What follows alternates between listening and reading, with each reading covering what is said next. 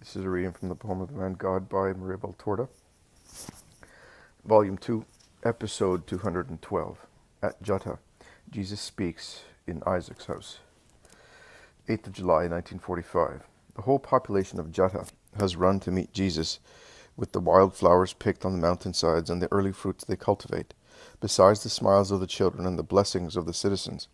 And before Jesus can set foot in the village, he is surrounded by the good people who, warned by Judas of Kerioth and by John, sent ahead as messengers, have rushed with what they found best to honor the Savior, and above all with their love. Jesus blesses with gestures and words both adults and young people, who press against him, kissing his tunic and hands, and lay sucklings on his arms so that he may bless them with a kiss.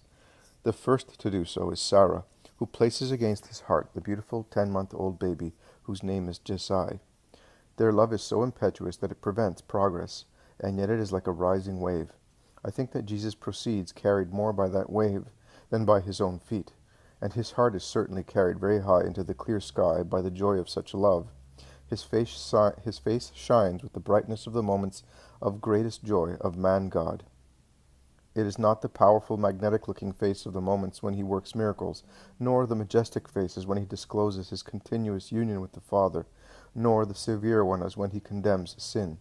They all sparkle with different lights, but the present one is the light of the hours of relaxation of his whole ego, assailed from so many sides, compelled to be always vigilant of every slightest gesture or word, both of his own or of others, surrounded by all the traps of the world that, like a malefic cobweb, throw their satanic threads around the divine butterfly of the man-God, hoping to paralyze his flight and imprison his spirit, so that he may not save the world, to gag his word, so that he may not instruct the supreme guilty ignorance of the earth, to tie his hands, the hands of the eternal priest, so that they may not sanctify men, depraved by demon and flesh, to dim his eyes, so that perfection of his look may not attract hearts to himself.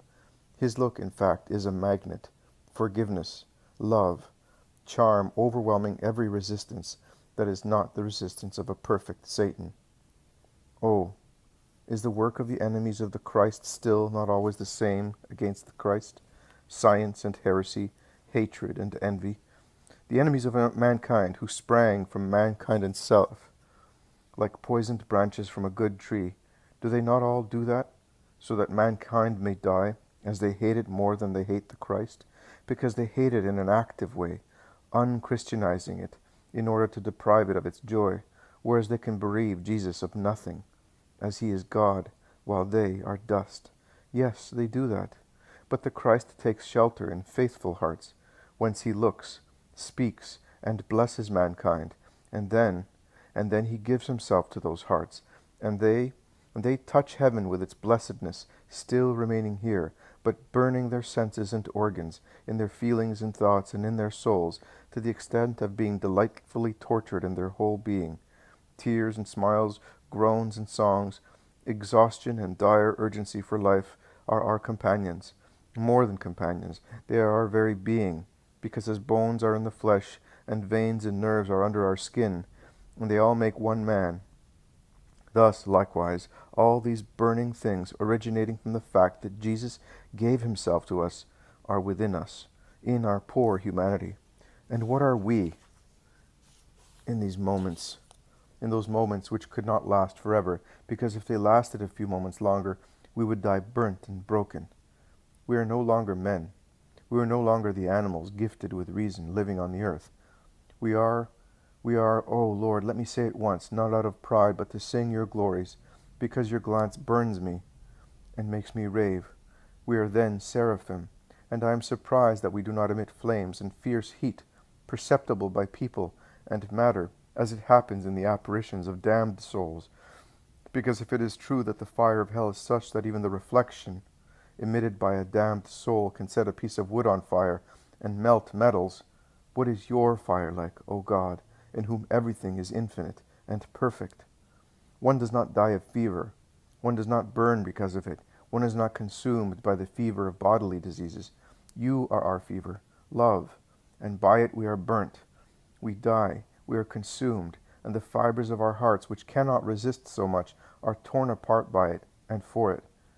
But I expressed myself badly, because love is delirium. Love is a waterfall that shatters dams and descends, knocking down everything that is not love. Love is the thronging in the mind of sensation, which are all true and present, but no hand can write them down, as the mind is so fast in translating the feelings of the heart into thoughts. It is not true that one dies, one lives. Life is decoupled. One lives a duplicated life as a man and as a blessed soul. The life of the earth and that of heaven, oh, I am sure of it, one achieves and exceeds the life without faults, without restrictions and limitations, that you, Father, Son, and Holy Spirit, you, God Creator, one and trine, had given to Adam, a prelude to the life after ascending to you, to be enjoyed in heaven, following a placid transition from earthly paradise to the heavenly one, a transfer made in the loving arms of angels, like the sweet sleep and the Assumption of Mary into heaven, to come to you. One lives the true life, then one finds oneself here, and as I am doing now, one is amazed and ashamed of going so far, and one says, Lord, I am not worthy of so much. Forgive me, Lord. And one beats one's breast because we are terrified at having been proud, and a thicker veil is lowered over the splendor, because it does not continue to blaze with overwhelming ardor, out of pity for our limitation. It gathers in the center of our hearts, ready to blaze once again in a mighty way for another moment of blessedness, wanted by God. The veil is lowered on the sanctuary, where the fire, the light, and love of God are burning, and exhausted, and yet regenerated, we resume, going like people inebriated with a strong, sweet wine that does not dim reason, but prevents us from having eyes and thoughts for what is not the Lord. You, my Jesus, linking our misery to divinity, means of redemption for our sin, creator of blessedness for our souls. You, Son, who with your wounded hands put our hands in the spiritual ones of the Father and of the Spirit, that we may be in you, now and forever. Amen. But where have I been while Jesus inflames me, inflaming the people of Juttah with his loving glance? You may have noticed that I no longer speak of myself, or I do so only seldom. How many things I could say! But the tiredness and physical weakness which oppress me immediately after dictations, and spiritual modesty, which grows stronger and stronger the more I proceed, convince me and compel me to be silent. But today I went too high, and we know the air of the stratosphere makes one lose one's control. I went much higher than the stratosphere, and I could not control myself any more. And I think that if I were always kept quiet, we who are caught in these vortices of love, we would end up by deflagrating like projectiles, or rather like overheated or closed boilers. Forgive me, Father. And now let us go on. Jesus enters Juttah and is led to the market square, and then to the poor little house where Isaac languished for 30 years. They say to him, We come here to speak of you, and to pray as in a synagogue, the most true one, because it is here that we became acquainted with you, and here the prayers of a saint have asked you to come to us. Come in and see how we have arranged the place. The little house, which the previous year consisted only of 3 tiny rooms, the first one where Isaac, a sick man, begged, the second a lumber room, and the third a kitchenette which opened onto the yard, is now 1 room only, with benches in it for those who meet there. The few household implements of Isaac have been placed, like so many relics, in a little hut in the yard. And the respectful people of Juttah have made the yard less dreary-looking, as they have planted there some climbing plants, which now cover the rustic stockade with their flowers, and form an incipient pergola, growing on a network of rope, stretched out over the yard, at the height of the low roof. Jesus praises them and says, We can stop here. I only beg you to give hospitality to the woman and the boy. Oh, Master, that will never be needed. We will come here with you, and you will speak to us, but you and your friends are our guests. Grant us the blessing of giving you and the servants of God hospitality. We only regret that they are not as many as the houses. Jesus agrees and leaves the little house, going towards that of Sarah, who will not cede to anybody her right to entertain Jesus and his friends at a meal. Jesus is speaking in Isaac's house. The people crowd the room and the yard, and throng also the square. And Jesus, in order to be heard by everybody, stands in the middle of the room, so that his voice will carry both in the yard and in the square. He must be dealing with a subject brought on by a question or an event. He says, but have no doubt, as Jeremiah says, they will find out at the test how sorrowful and bitter it is to abandon the Lord. Neither potash nor lye can remove the stains of certain crimes, my friends. Not even the fire of hell can corrode that stain. It is indelible. Also here we must acknowledge the justice of Jeremiah's words. Our great ones in Israel really look like the wild she-asses mentioned by the prophet. They are accustomed to the desert of their hearts, because, believe me, as long as one is with God, even if one is as poor as Job, even if one is alone, even if one is nude, one is never alone. Poor or nude, one is never a desert. But they have rejected God in their hearts, and thus they are an arid desert. Like wild she-asses, they sniff in the air the smell of males, which in our case, because of their lust, are named power, money, as well as true and proper lechery, and they follow that smell as far as crime. Yes, they follow it, and will follow it, even more so in the future. They do not know that their hearts, not their feet, are exposed to the darts of God, who will avenge their crime. How confused kings, princes, priests, and scribes will be, because they really said, and still say that what is nothing, or worse, is sin. You are my father, you have begotten me. I solemnly tell you that Moses, in a fit of anger, broke the tables of the law when he saw the people in idolatry. Later he climbed the mountain, prayed, adored, and obtained grace. That happened centuries ago, but idolatry has not yet died in the hearts of men, and will never rest. On the contrary, it will rise like yeast in flour. Almost every man now has his own golden calf. The earth is a forest of idols, because every heart is an altar, but hardly ever there is God upon it. Who is not a slave of one evil passion is slave of another, and who has not one wicked desire has another with a different name. Who has no greed for gold has a greed for positions. Who has no lust for the flesh is an utter egoist. How many egos are worshipped in hearts like golden calves? The day, therefore, will come when they are struck, and they will call the Lord, and will hear him reply, Go to your gods. I do not know you. I do not know you. A dreadful word when uttered by God to man. God created the race of men, and he knows each individual. If he therefore says, I do not know you, it means that by the power of his will he has erased that man from his memory. I do not know you. Is God too severe because of that verdict? No.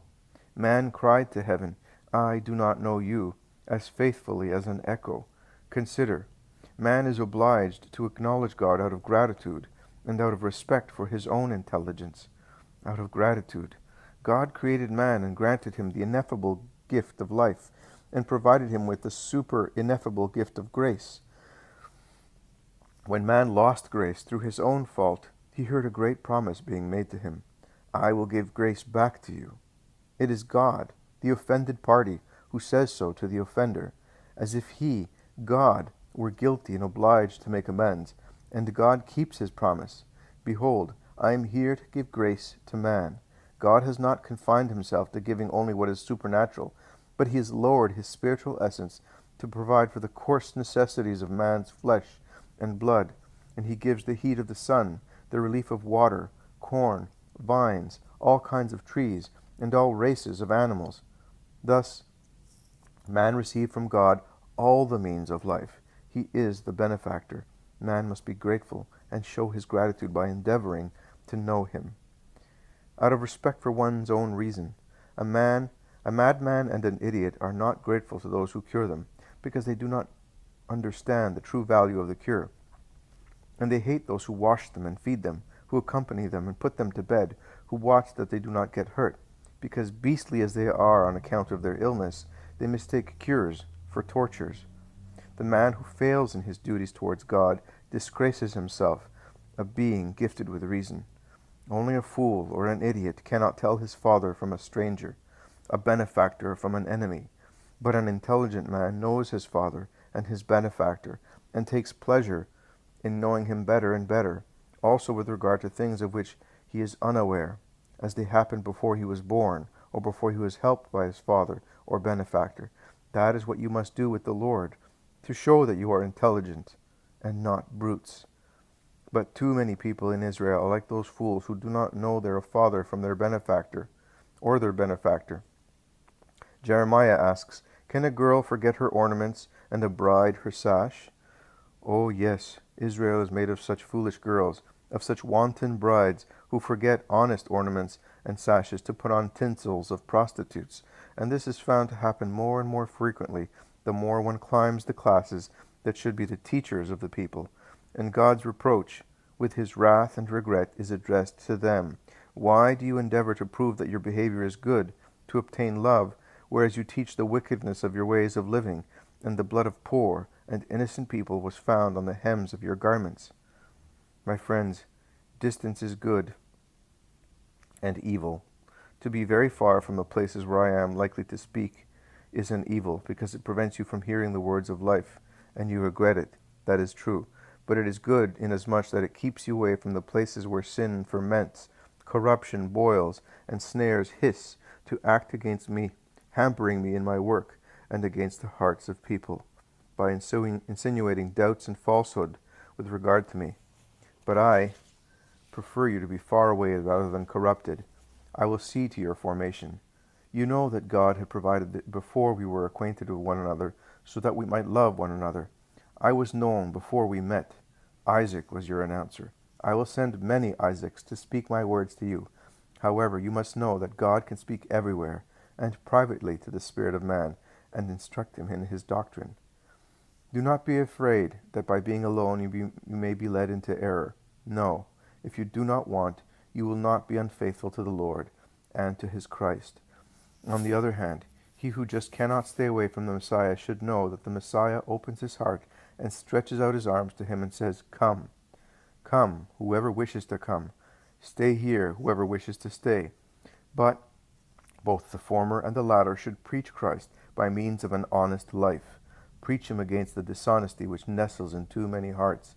Preach him against the levity of the numberless people who do not know how to persevere faithfully, and forget their ornaments and sashes of souls called to the wedding with the Christ.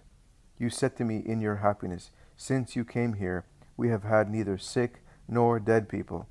Your blessing has protected us. Yes, health is a great thing, but make sure that my present coming makes you all wholesome spiritually, always and in everything. To that effect I bless you, and I give my peace to you, to your children, to your fields, crops, homes, herds, and orchards. Make a holy use of them. Do not live for them, but by them, giving what is superfluous to those in need, and you will thus obtain an overflowing measure of the Father's blessings and a place in heaven. You may go. I will stay here to pray. 9th of July. I am reading again what I wrote yesterday, rewriting some incomprehensible words, out of pity for your eyes, Father. It is distressing to read it. It is so inferior to what I felt while describing my mood, and yet to be helped to say what the Lord made me feel, lest I should describe it badly, and also for my own relief, because it is also painful, you know. I invoked my Saint John. I said to him, you know these things very well. You experienced them. Help me. And I was comforted by his presence, by his smile. I'm an eternal, good, simple-minded man, and by his caress. But now I feel that my poor word is so inferior to the feelings I experienced. All human things are straw. Only the supernatural is gold, and the human being cannot even describe it.